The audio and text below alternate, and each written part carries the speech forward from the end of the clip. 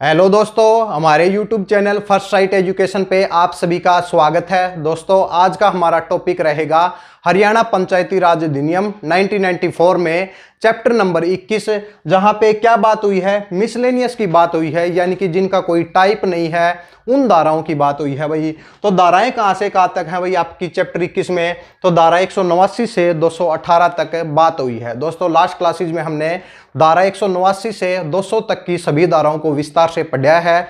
आज की क्लास में हम धारा 201 से 218 तक बिल्कुल विस्तार से पढ़ेंगे भाई। ठीक है भाई। अगर आप चैनल पे नए आए हैं तो भाई आपको लास्ट क्लासेज का जो लिंक है डिस्क्रिप्शन बॉक्स में दिया हुआ है, आप वहां जाके चेक कर सकते हैं। चलो भाई, आज की क्लास की शुरुआत करते हैं। देखिए भाई, लास्ट क्लास में हमने क्या किया था कि भाई धारा 200 डिस्कस की थी। धारा 200 में दिया गया था भूमि के अधिग्रहण की बात हुई है, यानी कि एक्विजिशन ऑफ लैंड की बात है। कौन सी धारा के अंतर्गत दी गई है? तो भाई धारा 200 में दी गई है। अब धारा 100 में क्या बात हुई थी? धारा 100 में बात हुई थी कि भाई जो पंचायत समिति की जो निधि है उसके प्रयोग की बात हुई थी, यानी कि एप्लीकेशन ऑफ द पंचायत समिति फंड की बात हुई थी।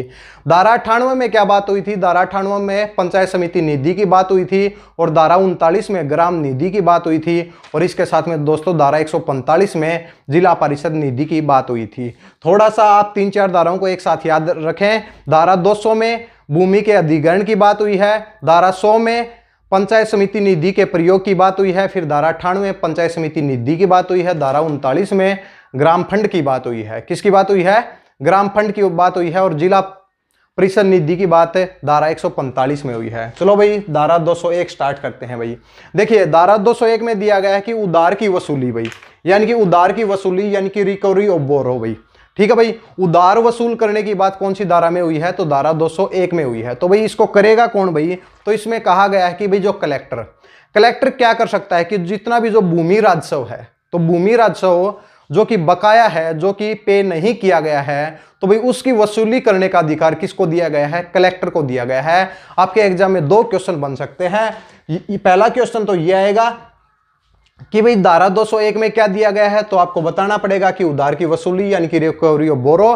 फिर आपके पास ये क्वेश्चन भी पूछा जा सकता है कि भाई जो भूमि राजस्व है, जो कि बकाया है, उसको कलेक्ट करने का अधिकार किसको दिया गया है? तो कलेक्टर को दिया गया भाई, कलेक्टर को दिया गया। इसके साथ में दोस्तों एक बाउंडेशन भी है कि भाई जो क्रिमिनल केसेज में जो जुर्माना है उसको भाई कलेक्टर क्या नहीं कर सकता? कलेक्ट नहीं कर सकता, यानी कि उसको क्या नहीं कर सकता? उसको कलेक्ट नहीं कर सकता भाई। ठीक है भाई। तो ये दिया गया है धारा 201 में कि किसी भी भूमि राजस्व को वसूल कर सकता है। धारा 202 में चलते हैं भाई। धारा 202 में कहा गया कि उधार की शक्ति, यानी कि पावर टू बोरो। अब भाई उधार लेगा कौन? उधार कौन लेगा भाई? ग्राम पंचायत, पंचायत समिति, जिला परिषद भाई, इन्हीं की बात चल रही है। तो भाई उधार इनको कभी अगर उधार की जरूरत हो तो फिर क्या प्रोसीजर क्या है भाई?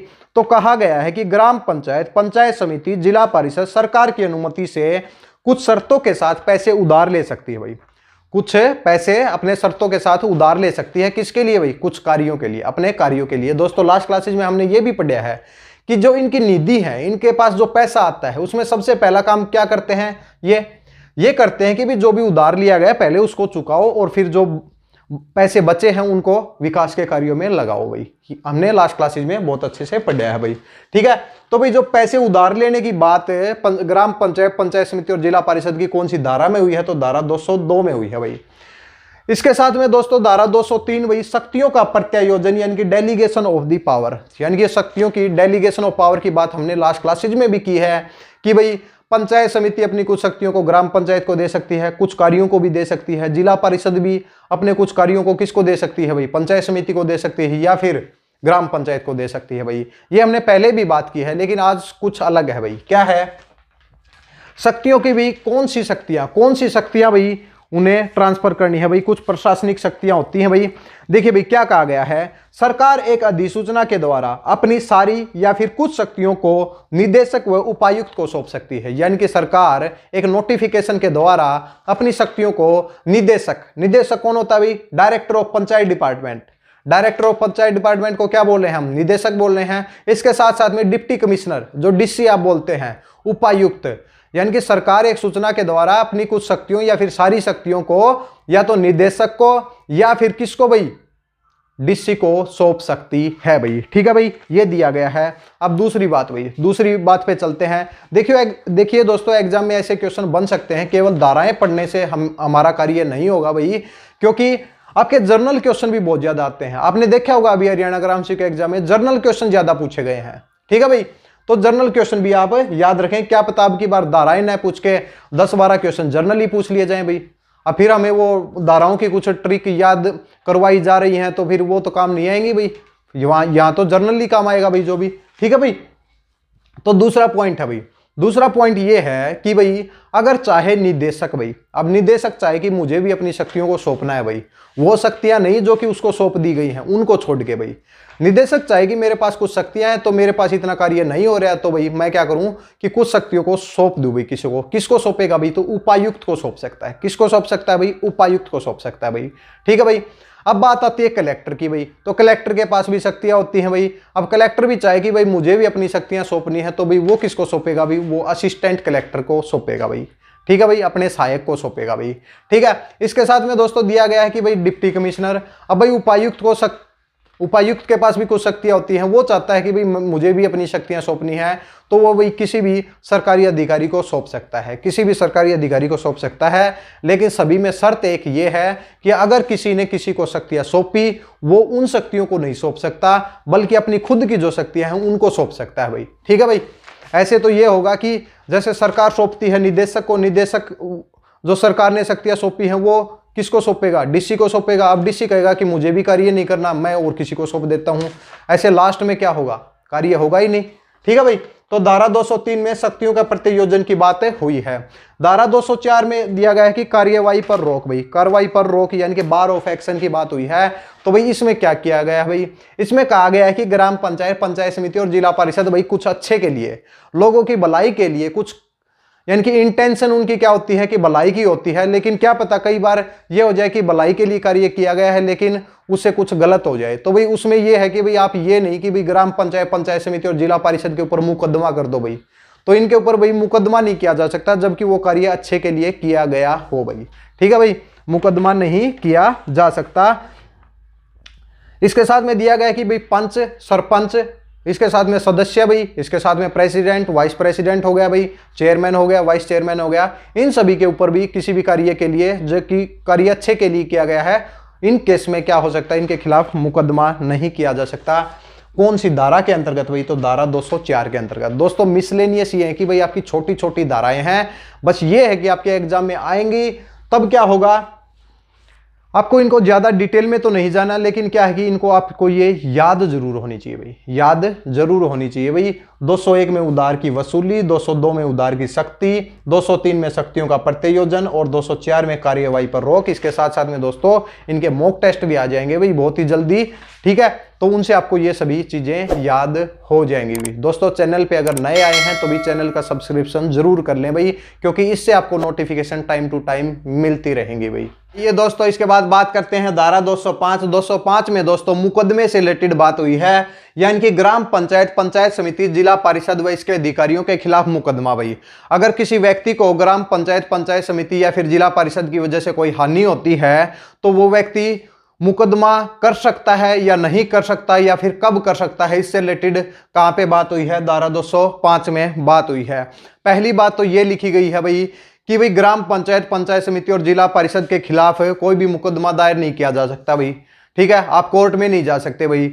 लेकिन इसके साथ में ये भी कंडीशन दी गई है, कब तक नहीं जा सकते भाई, कब तक नहीं जा सकते, जब तक नहीं जा सकते सबसे पहले क्या होगा कि जो ये पंचायत है, तीनों पंचायत हैं, एक नोटिस जारी करेंगे भाई। उस नोटिस में क्या कहेंगी कि भाई मुकदमे का कारण क्या है, मुकदमे का कारण क्या है, मुकदमा किसने किया है, जिसने मुकदमा किया है उसका स्थान क्या है, या फिर इसके साथ में कि वो क्या क्लेम करना चाहता है, या फिर हमने उसको क्या क्लेम प्रोवाइड कर दिया है, क्या वो उस नोटिस से भाई सेटिस्फाई है या नहीं। तो इससे रिलेटेड एक नोटिस जारी किया जाता है।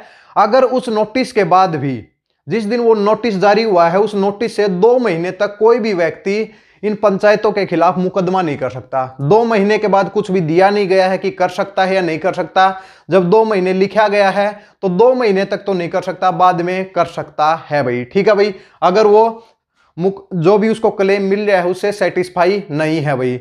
तो भाई आपके बेर एक्ट में ये सभी चीजें लिखी हुई हैं कि भाई 2 महीने तक तो कोई मुकदमा नहीं हो सकता, पहले एक नोटिस जारी किया जाएगा भाई। ठीक है भाई। तो कौन सी धारा में भाई? धारा 205 में। एग्जाम पॉइंट ऑफ व्यू से बिल्कुल भी महत्वपूर्ण नहीं है भाई, बस ये याद रख लो कि भाई कोई भी मुकदमा दायर नहीं हो सकता भाई। कौन सी धारा के अंतर्गत? तो धारा 205 के अंतर्गत है। जो महत्वपूर्ण धाराएं हैं वो हम आपको बता दी हैं कि भाई धारा 200 है, भूमि के अधिग्रहण की बात हुई है। धारा 200 में भूमि के अधिग्रहण की बात हुई है। इसके साथ में धारा 203 है, जिसमें क्या होगा कि शक्तियों के प्रत्यायोजन की बात हुई है कि कौन व्यक्ति किसको भी शक्तियां सौंप सकता है।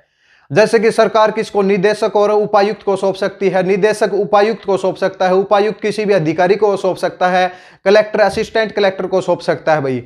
तो ये महत्वपूर्ण क्वेश्चन है भाई। कुछ धाराएं ये है कि आपको ज्यादा डिटेल में नहीं जाना है, केवल उन्हें याद रखना है। तो यहां याद रखेंगे 205 के क्रॉसबंडिंग क्या दिया गया है।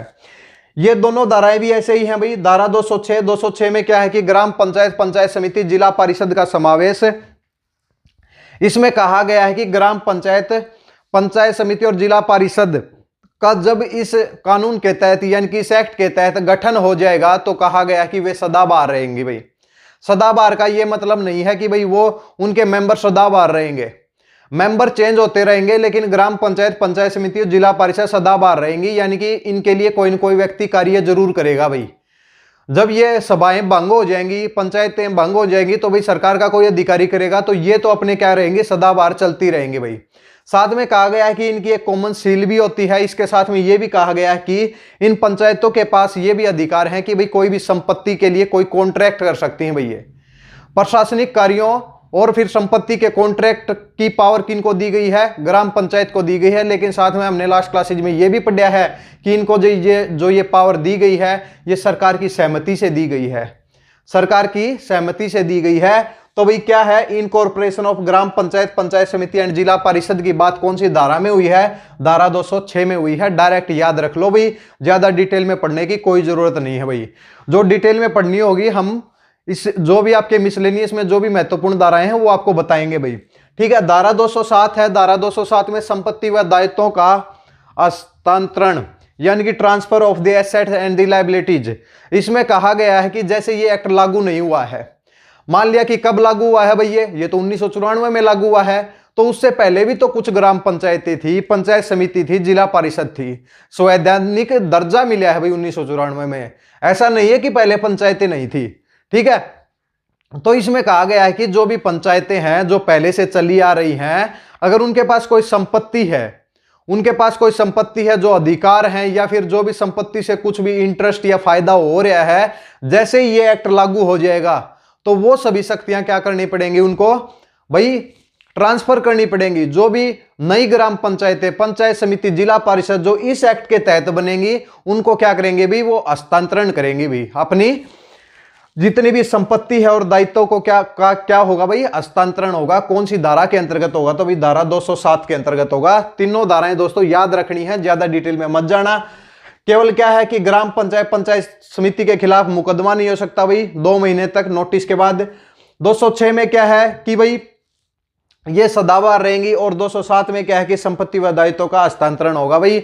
दो जो महत्वपूर्ण धाराएं हैं वो आपको एक बार बता देते हैं भाई, जो हम पढ़ेंगे भी, अभी तक पढ़ भी चुके हैं। एक तो भाई धारा 200 भाई मिसलेनियस में, एक तो धारा कौन सी है भाई? 200 है।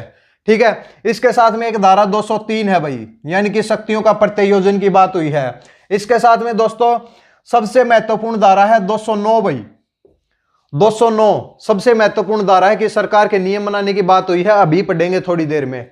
इसके बाद में 210 है भाई, बाईलॉज बनाए जाएंगे भाई। इसके साथ में धारा 212 है, स्टेट इलेक्शन कमीशन का गठन होगा भाई। 213 है भाई, 213 में क्या है? वित्त आयोग का गठन होगा। और 214 में क्या होगा भाई? 214 में जिला योजना समिति बनाई जाएगी।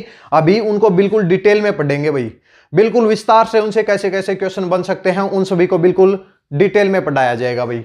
चलो भाई आगे की तरफ बढ़ते हैं। आइए दोस्तों इसके बाद बात करते हैं धारा 208। 208 में क्या दिया गया है कि निवर्तमान पंच, सरपंच, सदस्य, अध्यक्ष, उपाध्यक्ष, सभापति, उप सभापति आदि के कर्तव्य यानी कि duties of the outgoing panch, sarpanch, member, chairman, vice chairman, president and the vice president. भाई क्या बात हुई है कि भाई जो भी निवर्तमान सदस्य हैं उनके कर्तव्यों की बात कौन सी धारा में हुई है, तो भाई धारा 208 में हुई है भाई। अब वो निवर्तमान सदस्य कौन होते हैं भाई, जिनका कार्यकाल पूरा हो चुका है, जिनका कार्यकाल पूरा हो चुका है और जो अब सदस्य नहीं रहे उनको क्या बोलते हैं, निवर्तमान सदस्य बोलते हैं, यानी कि निवर्तमान पंच सरपंच यानी कि आपके प्रेसिडेंट तक भाई। ठीक है, तो भाई इनके कर्तव्य क्या हैं, तो भाई जैसे ही इलेक्शन होता है तो क्या होता है कि नए पंच सरपंच यानी कि नए सदस्य आते हैं, तो जो निवर्तमान सदस्य हैं तो भाई उनके कुछ कर्तव्य हैं कि जो अपना ऑफिस का जो पद है और उनके पास जो भी संपत्ति है, जो भी डॉक्यूमेंट हैं, वो सभी क्या करें कि जो वर्तमान में जो पंच सरपंच हैं उनको सौंपे भाई। यानी कि निवर्तमान सदस्यों का कर्तव्य है कि जो उनके पास ऑफिस का जो पदभार है और उसके साथ में जो भी डॉक्यूमेंट है, संपत्ति है, वो क्या करें, जो वर्तमान में जो सदस्य हैं उनको सौंपने का कर्तव्य है। कौन सी धारा के अंतर्गत भाई, तो धारा 208 के अंतर्गत भाई। ठीक है भाई। इसके बाद देखिए दोस्तों, धारा 209 और धारा 210 बहुत ही इंपॉर्टेंट धाराएं हैं। जहां पे आपकी इंपॉर्टेंट धारा आएंगी हम पहले ही बता देंगे कि भाई धारा 209 और धारा 210 बहुत ही इंपॉर्टेंट धाराएं हैं भाई। सरकार की नियम बनाने की शक्ति यानी कि powers of the government to the make the rules कौन सी धारा में दिया गया है भाई, तो धारा 209 में दिया गया है भाई। तो भाई कौन से रूल, कौन से नियम बनाने हैं, तो भाई दोस्तों जो भी हम बेयर एक्ट में पढ़ रहे हैं तो हर जगह एक वर्ड लिखा हुआ है एज प्रिस्क्राइब्ड भाई। एज प्रिस्क्राइब्ड यानी कि जैसा प्रिस्क्राइब्ड किया गया है, यानी कि जैसा नियम बनाया गया है उसके तहत सभी को कार्य करना होगा भाई। तो भाई वो सभी नियम कौन बनाती है, वो सरकार बनाती है। कौन बनाती है भाई, सरकार बनाती है। सरकार कैसे कैसे नियम बनाती है भाई, देखिए भाई, देखिए हमने बात की कि भाई जो निदेशक है, निदेशक का जो कंट्रोल क्या होता है, ग्राम पंचायत, पंचायत समिति और जिला परिषद के ऊपर कंट्रोल किसका होता है भाई, निदेशक का होता है। और निदेशक के ऊपर किसका होता है भाई, सरकार का होता है भाई। निदेशक क्या करता है, ग्राम पंचायत, पंचायत समिति और जिला परिषद के सदस्यों के इस्तीफे को मंजूर करता है। तो भाई ये भी तो नियम बनाए गए हैं, ये भी तो कानून बनाए गए हैं। ठीक है, तो भाई ये सभी नियम किसने बनाए हैं भाई, तो ये सरकार ने बनाए हैं। तो कौन सी धारा के अंतर्गत भाई सरकार नियम बनाती है, तो सबसे पहले तो हमें याद रखेंगे भाई धारा 209 के अंतर्गत भाई। इसके अलावा भाई जितने भी जुर्माने हैं, जैसे किसी बात का उल्लंघन करते हैं तो जुर्मानों का भी जो प्रावधान भी तो सरकार के द्वारा दिया गया है। ठीक है, तो भाई देख लेते हैं कुछ महत्वपूर्ण कानून है भाई जो कि सरकार के द्वारा बनाए गए हैं भाई। देखिए भाई, ग्राम पंचायत, पंचायत समिति, जिला परिषद की कार्यवाही के संचालन को लेके भाई, जो इनकी जो प्रोसीडिंग होती है उसके संचालन को लेके क्या बनाती है, ये नियम बनाती है कि भाई कितनी बैठक होनी चाहिए कम से कम। ठीक है, कोरम क्या होना चाहिए, ये सभी क्या है कि सरकार बनाती है नियम। ठीक है, इसके साथ साथ में भाई चेयरमैन और वाइस चेयरमैन और प्रेसिडेंट और वाइस प्रेसिडेंट। दोस्तों एक बार फिर से यहाँ पे क्लैरिफाई हम कर रहे हैं कि भाई जब भी आपके एग्जाम में आए, आप चेयरमैन और वाइस चेयरमैन भाई आप क्या करें, इंग्लिश के अंदर देखें भाई, इंग्लिश के अंदर देखें। चेयरमैन और वाइस चेयरमैन किस में होते हैं, पंचायत समिति में होते हैं। प्रेसिडेंट और वाइस प्रेसिडेंट किस में होते हैं, जिला परिषद में होते हैं। जिला परिषद में होते हैं। आप अध्यक्ष, उपाध्यक्ष, सभापति, उपसभापति, प्रधान, उप प्रधान के चक्कर में ना रहें भाई, क्योंकि ऐसे आपका क्वेश्चन गलत हो सकता है। और एग्जाम के अंदर भी लिखा जाता है, जब भी दो हिंदी और इंग्लिश के अंदर जब भी कुछ भी अगर मान लें कि क्वेश्चन के अंदर कुछ भी गड़बड़ी हुई तो वही क्या है कि जो इंग्लिश में जो आपका आंसर होता है उसको सही माना जाता है, यानी कि इंग्लिश को प्रेफरेंस दी जाती है। तो भाई यहाँ पे आप इंग्लिश के ऑप्शन भी जरूर देखें भाई। ठीक है, तो भाई चेयरमैन, वाइस चेयरमैन और प्रेसिडेंट और वाइस प्रेसिडेंट के चुनाव से रिलेटेड जो नियम है तो वो भी कौन बनाती है, सरकार बनाती है। इसके अलावा दोस्तों दिया गया है कि ग्राम पंचायत, पंचायत समिति और जिला परिषद के बीच में संबंध को लेके भाई, संबंध को लेके यानी कि कार्यों का बंटवारा किस प्रकार किया जाएगा, इसको लेके भी सरकार नियम बनाती है। पंचायत समिति और ग्राम पंचायत के बीच में कार्यों का बंटवारा किस प्रकार किया जाएगा, ये कौन बताती है, जिला परिषद सरकार को बनाती है। लेकिन नियम कौन बनाएगी, नियम तो सरकार ही बनाएगी। इसके अलावा दोस्तों जितने भी खाते होते हैं, खातों की जांच के लिए यानी कि ऑडिट ऑफ अकाउंट के लिए सरकार एक अधिकारी को नियुक्त करती है। जैसा हमने लास्ट क्लासेज में पढ़ा है, बिल्कुल डिटेल से पढ़ा है कि एक अधिकारी को नियुक्त करती है, तो उस अधिकारी से रिलेटेड भी नियम कौन बनाती है, सरकार बनाती है भाई। और जितनी भी कमेटीज का गठन करती हैं ग्राम पंचायत, पंचायत समिति और जिला परिषद, कौन कौन सी धारा के अंतर्गत करती हैं भाई, तो धारा 22 के अंतर्गत ग्राम पंचायत की उप समिति के गठन की बात हुई है। धारा 83 के अंतर्गत पंचायत समिति की कमेटीज यानी कि समितिज की बात हुई है। और धारा 139 के अंतर्गत जिला परिषद की कमेटी की बात हुई है। तो भाई ये जो जितनी कमेटी हैं इनकी जो प्रोसीडिंग को लेके भाई जितने भी नियम हैं कि किस प्रकार इनमें कार्यों का संचालन होगा, किस प्रकार इनके अंदर मेंबर को चुना जाएगा, इन सब से रिलेटेड क्या है कि नियम कौन बनाता है, तो सरकार बनाती है भाई, सरकार बनाती है भाई। ठीक है, कौन सी धारा के अंतर्गत भाई, धारा 209 के अंतर्गत भाई। तो ये आप याद रखें, धारा जरूर याद रखें भाई। ठीक है भाई, आज हमारी 218 धाराएं कंप्लीट हो जाएंगी भाई, चैप्टर 21 कंप्लीट हो जाएंगे। इसके बाद केवल एक चैप्टर हमारा बचेगा भाई, एक चैप्टर हमारा बचेगा और साथ साथ में मॉक टेस्ट चलेंगे भाई। धारा 210 में क्या दिया गया है कि भाई उप नियम उप विधि बाईलॉज भाई। बाईलॉज भाई एक वर्ड है जो आप सभी को बहुत ही परेशान कर रही होगी।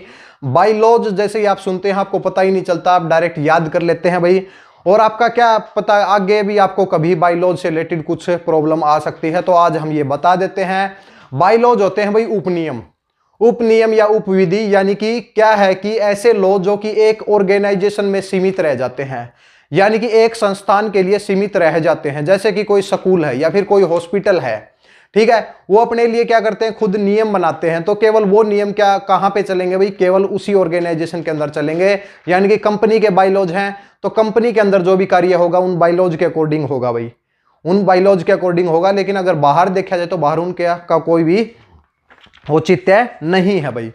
अब बात आती है भाई धारा 210 में भाई, ये भाई बाईलॉज बनाएगी कौन, तो भाई बाईलॉज की बात हुई है ग्राम पंचायत, पंचायत समिति और जिला परिषद के बाईलॉज की बात हुई है, यानी कि उप नियम या उपविधि की बात हुई है।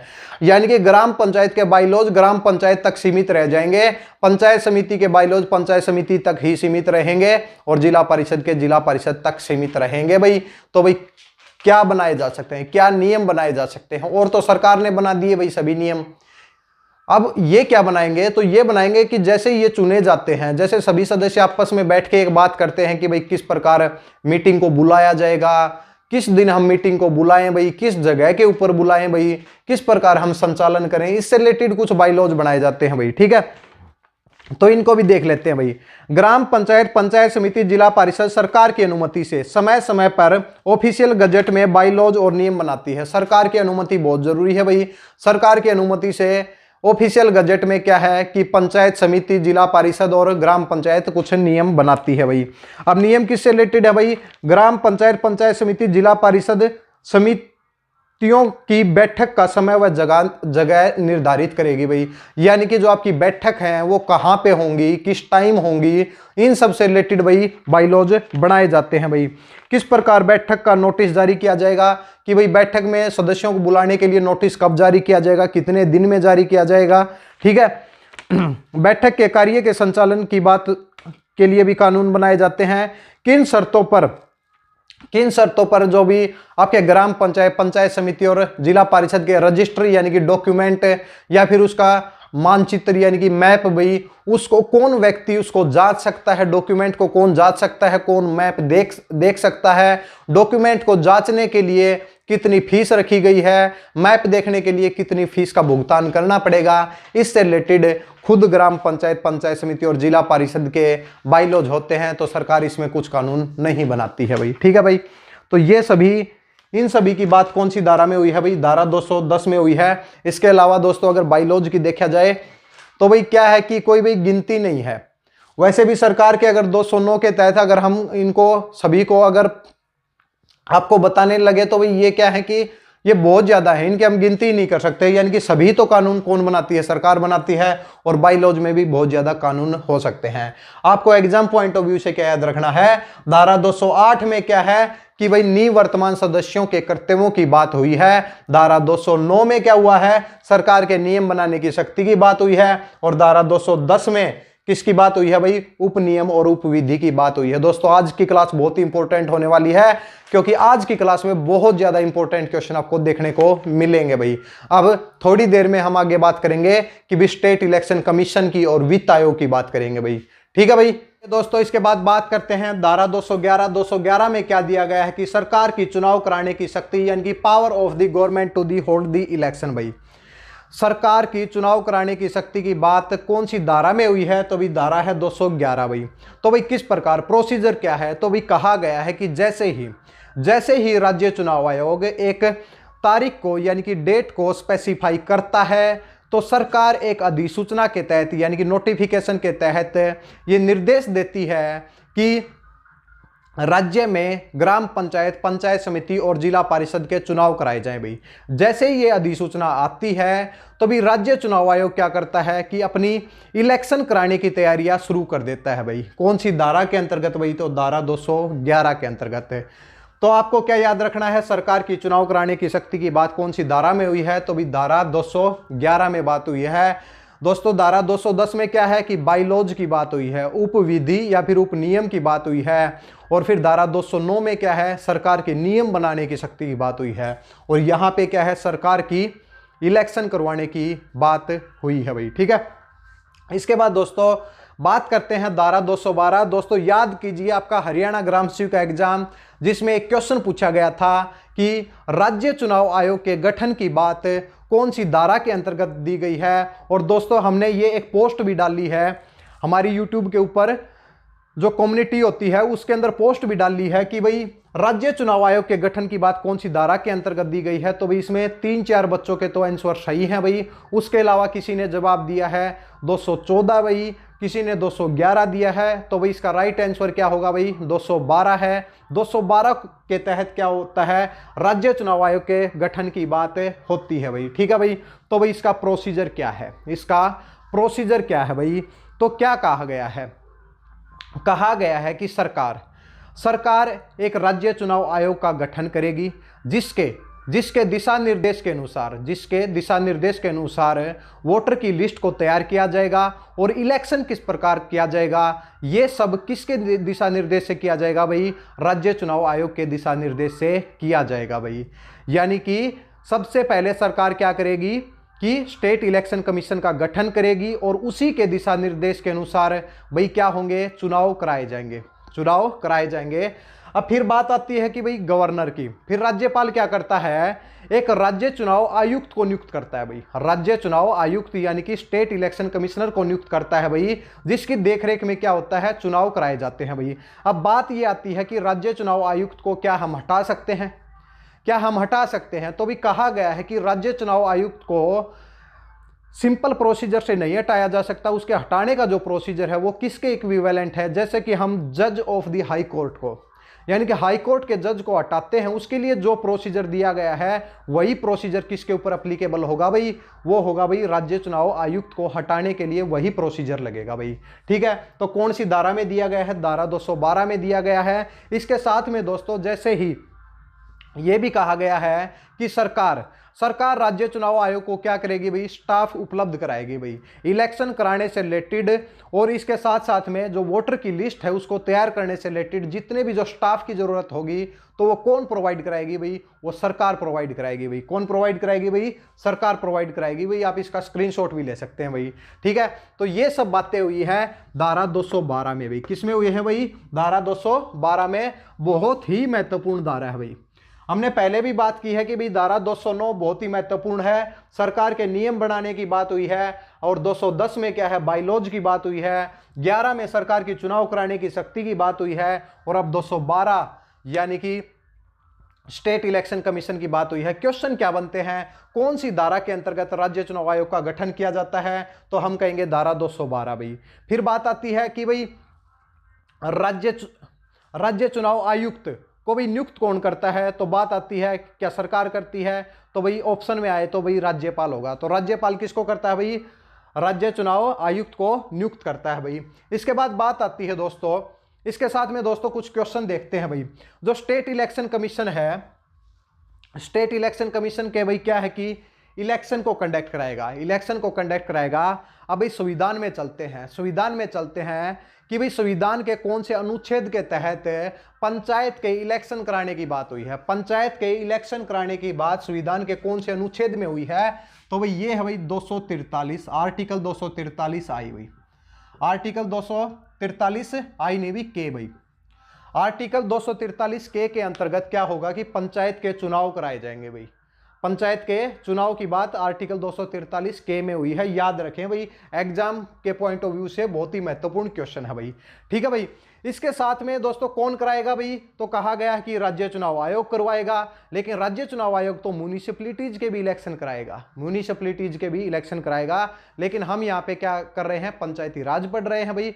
लेकिन फिर भी बता देते हैं भाई, आर्टिकल 243 भाई, आर्टिकल 243 ZA में भाई, आर्टिकल 243 ZA के अंतर्गत क्या हुई है कि म्यूनिसिपैलिटीज के इलेक्शन की बात हुई है। म्यूनिसिपैलिटीज के इलेक्शन की बात संविधान के कौन से अनुच्छेद के तहत हुई है, तो भी दोस्तों याद रखें 243 ZA और 243 के में क्या है, पंचायत के इलेक्शन की बात हुई है। दोस्तों इससे रिलेटेड हमारी एक क्लास हो चुकी है कि आर्टिकल 243 भाई, आर्टिकल 243 को पूरा कराया गया है भाई, आर्टिकल 243 को भी कराया गया है, आर्टिकल 243 ए से ओ तक बिल्कुल बारीकी से, बिल्कुल डिटेल से आपको पढ़ाया गया है। वीडियो का लिंक आपको डिस्क्रिप्शन बॉक्स में मिल जाएगा, वहां पे जाके उसको देखें भाई, क्योंकि इससे आपका हरियाणा ग्राम सेवक में 1 नंबर बिल्कुल पक्का हो जाएगा भाई, बिल्कुल पक्का हो जाएगा भाई। ठीक है, तो भाई जिन दोस्तों ने ये क्लास नहीं देखी है तो डिस्क्रिप्शन बॉक्स में जा सकते हैं भाई। ठीक है, अब बात करते हैं भाई धारा 213 भाई, धारा 213 ये उससे भी महत्वपूर्ण है भाई। ये तो अब की बार क्वेश्चन आया है, अब की बार ये क्वेश्चन आएगा भाई कि भाई फिनांस कमीशन यानी कि वित्त आयोग के गठन की बात कौन सी धारा के अंतर्गत हुई है, तो भी धारा 213 के अंतर्गत हुई है। दोस्तों जो भी बताया जा रहा है बिल्कुल ध्यान से सुने, क्योंकि जर्नल क्वेश्चन बनते हैं भाई इनमें से। वित्त आयोग के गठन की बात कौन सी धारा के अंतर्गत हुई है, तो बताएंगे भाई धारा 213 भाई, धारा 213। पहले इसको नोट कर लें भाई, फिर आप ध्यान से बातें सुनना भाई, जो भी बताई जाएंगी बिल्कुल बारीकी से, जो कुछ भी संविधान में कहा गया है उसी के अंतर्गत हम बताएंगे भाई। ठीक है, चाहे क्लास लंबी होगी लेकिन सभी पॉइंट क्लियर होने चाहिए भाई। दोस्तों चैनल पे नए आए हैं तो भी सब्सक्रिप्शन जरूर कर लें भाई, और क्या है कि कमेंट करके भी साथ साथ में बताते रहें भाई। ठीक है भाई, चलो भाई शुरुआत करते हैं। कहा गया है कि कहा गया है कि सरकार क्या करेगी, एक वित्त आयोग का गठन करेगी। वित्त आयोग का गठन करेगी, कब करेगी भाई, तो बात हुई है कि भाई 73वां संशोधन अधिनियम यानी कि जो कि 1992 है, जो बना था उसके 1 साल के अंदर सरकार क्या करेगी, वित्त आयोग का गठन करेगी। वित्त आयोग का गठन करेगी। एक बार वित्त आयोग का गठन हो गया, फिर हर 5 साल के बाद वित्त आयोग का गठन किया जाएगा। ध्यान से सुनिए, 73वां संशोधन अधिनियम 1992 भाई, 1992 में क्या हुआ था, पारित हुआ था, 1993 में लागू हुआ था। तो उसके 1 साल के अंदर क्या होगा कि सरकार एक वित्त आयोग का गठन करेगी, और फिर हर 5 साल के बाद एक वित्त आयोग का गठन किया जाएगा। किससे रिलेटेड भाई, पंचायत से रिलेटेड भाई, कि पंचायत के टैक्स से रिलेटेड, कि पंचायत को आर्थिक रूप से किस प्रकार उभारा जाए, यानी कि उसकी आर्थिक स्थिति को किस प्रकार ठीक किया जाए, इससे रिलेटेड एक वित्त आयोग का गठन किया जाएगा। अब दोस्तों बात करते हैं क्या क्या सुझाव देगी भाई, जो भी वित्त आयोग है वो क्या क्या सुझाव दे सकता है। तो कहा गया है कि वित्त आयोग राज्य और जिला परिषद, पंचायत समिति और ग्राम पंचायत के बीच में टैक्स के बंटवारे को लेके किसको सुझाव देगा भाई, गवर्नर को सुझाव देगा। किसको देगा भाई, राज्यपाल को सुझाव देगा। किसको लेके भाई, टैक्स को लेके भाई।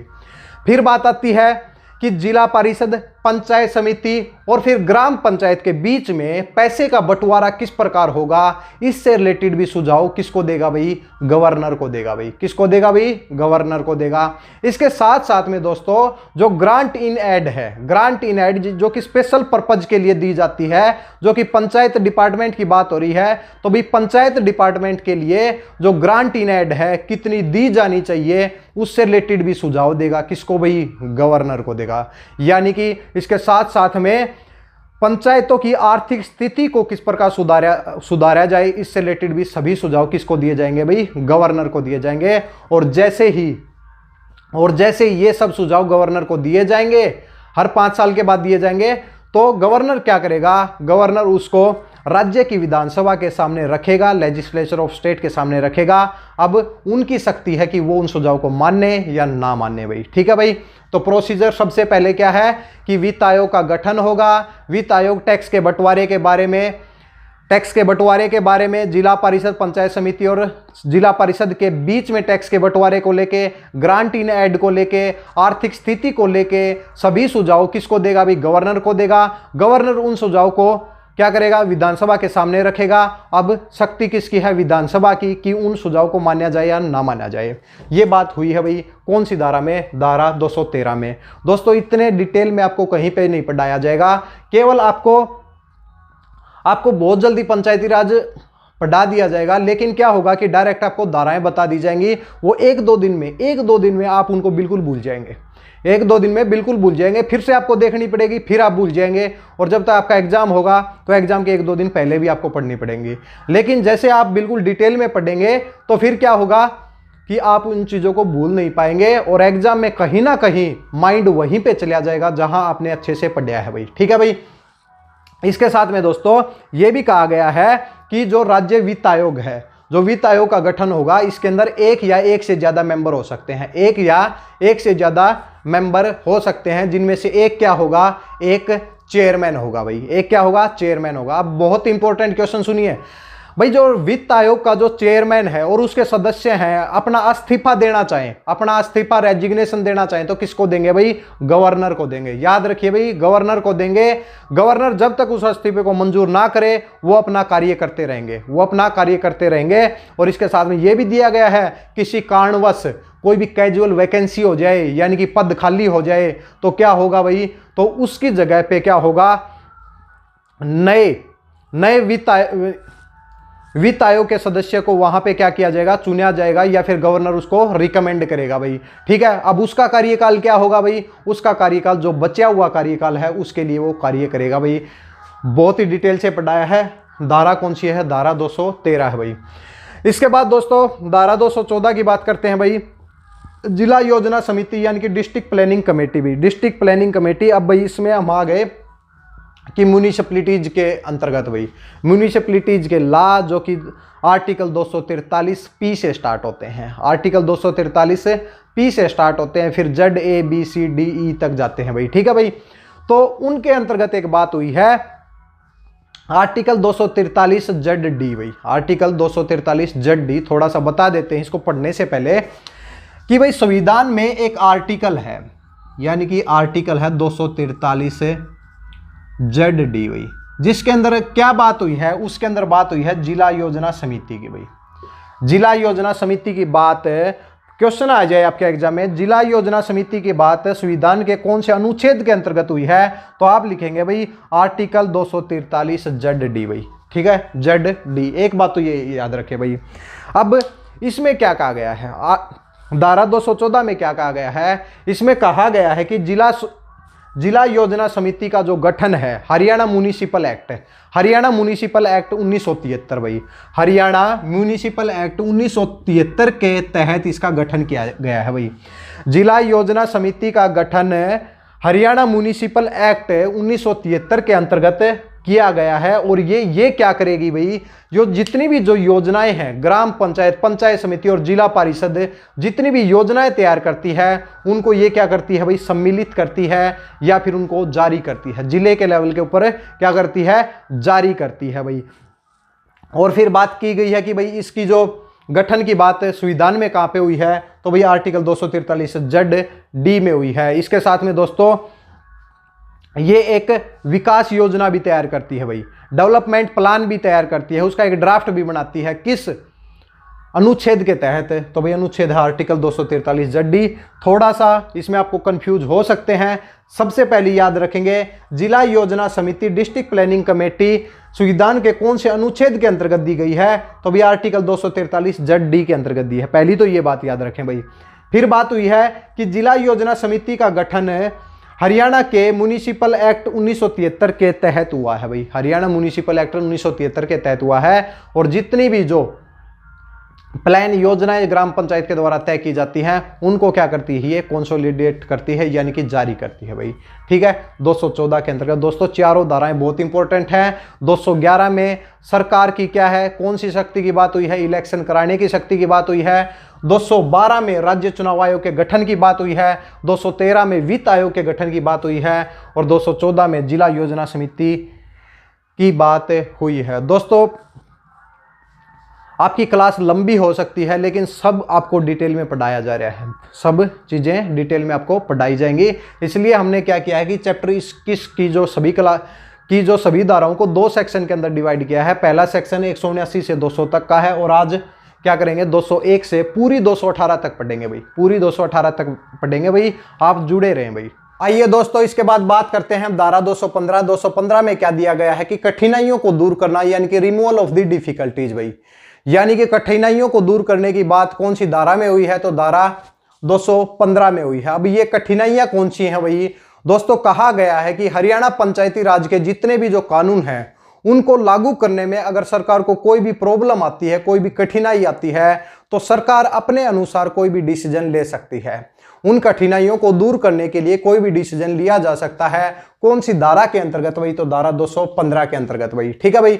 इसके बाद दोस्तों बात करते हैं धारा 215A भाई, विवाद का निपटारा यानी कि सेटलमेंट ऑफ डिस्प्यूट।